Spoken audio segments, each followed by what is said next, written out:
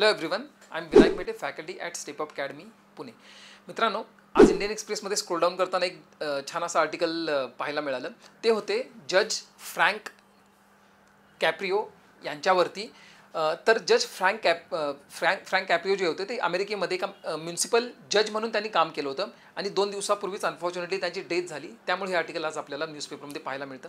मित्रांनो, ह्यांना नायसेस्ट जज किंवा कंपॅशनेट जज का म्हटलं गेलं होतं? तर नॉर्मली ज्यावेळेस आपण कोर्ट, पोलीस, कचेरी वगैरे ह्या इन्स्टिट्यूशन्सचा विचार करतो तर एक मनामध्ये भीती जाणवते. अरे, असं आपल्याकडे म्हटलं पण जातं की कोर्टाची पायरी किंवा पोलीस स्टेशनची पायरी कुणी चढू नये, असं सुद्धा म्हटलं जात होतं. तर ह्यांनी त्यांचं जे कोर्ट होतं तर त्याला कम्प्लिटली ट्रान्सफॉर्म करून टाकलं होतं, राईट. तर ट्रान्सफॉर्म केलं म्हणजे काय केलं? तर ज्यावेळेस एखादा आरोपी कोर्टमध्ये असायचा तर त्याचा प्रॉब्लेम किंवा त्याचा स्ट्रगल जो होता तो पूर्णपणे ते ऐकून घ्यायचे, राईट. एकदम जजमेंट पास नव्हते करत. सेकंड, जेव्हा एखादा सिंगल पॅरेंट असेल, ठीक आहे, तो ज्यावेळेस ऑफिसला जायचा किंवा गडबडीमध्ये ज्यावेळेस बाहेर पडायचा कामासाठी, त्यांनी सिग्नल जंप केला तर अशा केसेससुद्धा ते हिअर करायचे आणि त्यावेळेस डायरेक्टली जजमेंट पास न करता तर त्याचा प्रॉब्लेम वगैरे समजून घ्यायचे आणि ती जो काही फाईन वगैरे असायचा तो वेव ऑफ करून टाकायचा. पूर्ण माफी द्यायची त्यांना, फाईन वगैरे चार्ज करत नव्हते. थर्ड, जेव्हा एखादा लहान मुलगा कोर्टमध्ये आला असेल तर त्या लहान मुलाला जवळ बोलून त्याचा जजचा हॅमर जो असतो तर त्याच्या हातामध्ये द्यायचे. तर अशा काही फनी गोष्टीसुद्धा करायच्या होत्या आणि त्यांनी कोर्टरूमचं वातावरण जे होतं ते कम्प्लिटली ट्रान्सफॉर्म करून टाकलं होतं.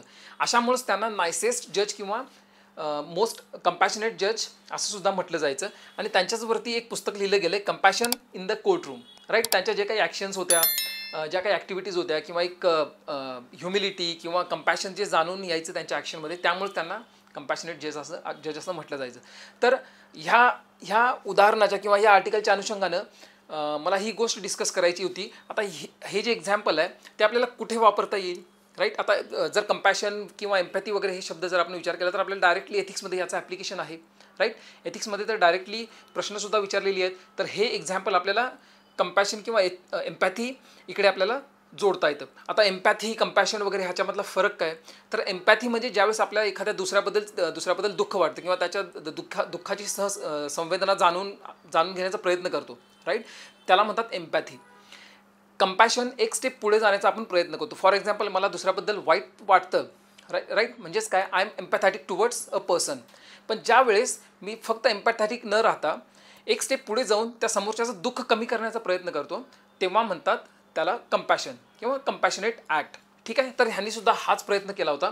आता दुसरा महत्त्वाचा मुद्दा, आजच UPSCचा SCचा पेपर झाला आहे. सिव्हिल सर्व्हिसेस मेन्स एक्झामिनेशन आजपासून स्टार्ट झालेली आहे आणि त्यामधला एक महत्त्वाचा टॉपिक होता,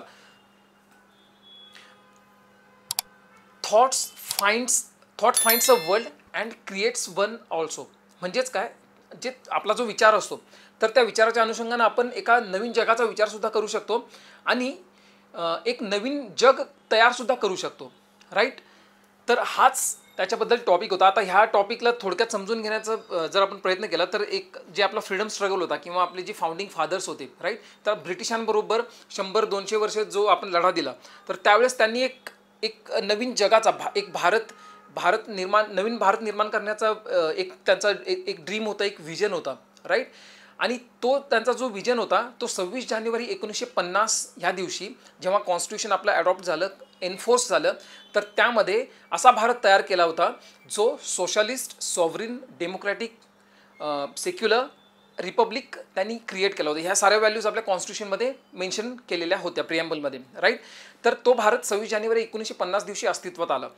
सेकंड, 1950 नंतर भारताची अर्थव्यवस्था कशी होती? मिक्स्ड इकॉनॉमी होती, राईट. मग त्यानंतर 1980-90मध्ये बरेच भारतीय अर्थव्यवस्थेसमोर प्रॉब्लेम्स झाले, बॅलन्स ऑफ पेमेंट क्रायसिस झाला. त्यानंतर मनमोहन सिंग यांनी 1991मध्ये LPG रिफॉर्म्स ॲडॉप्ट केले, नवीन इंडस्ट्रियल पॉलिसी आणली, नवीन इकॉनॉमिक रिफॉर्म्स ॲडॉप्ट केले. त्यानंतर पुढील एक 25-30 वर्षांमध्ये भारत आज जगातली 4थी मोठी अर्थव्यवस्था म्हणून उदयास आलेली आहे, राईट. तर असे वेगवेगळे एक्झाम्पल्स आपल्याला ह्या टॉपिकमध्ये जोडता येतात आणि ह्याच टॉपिकमध्ये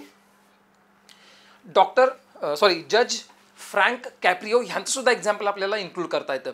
नॉर्मली जसं आपण सुरुवातीला चर्चा केली होती की कोर्टरूम असं असतं, जज असे असतात, एकदम स्ट्रिक्ट असतात वगैरे वगैरे, ठीक आहे. पण ह्यांनी त्या कोर्टरूमला जे होतं कम्प्लिटली ट्रान्सफॉर्म करून टाकलं आणि त्यांनी त्यांचा जो थॉट होता की त्यांचा थॉट कसा होता, a world of to create a world of humility, to create a world of compassion, to create a world of love, right. तर त्यांनी त्यांच्या कोर्टरूममध्ये हे प्रिन्सिपल्स, त्यांची जी व्हिजन होती ती अप्लाय केली आणि त्यांच्या कोर्टरूमला कम्प्लिटली ट्रान्सफॉर्म करून टाकलं होतं. तर अशा टॉपिकमध्ये न्यूजपेपरचे एक्झाम्पल्स कसे कामाला येतात किंवा कसं ॲप्लिकेशन करायचं ह्या गोष्टी आज डिस्कस करायच्या होत्या.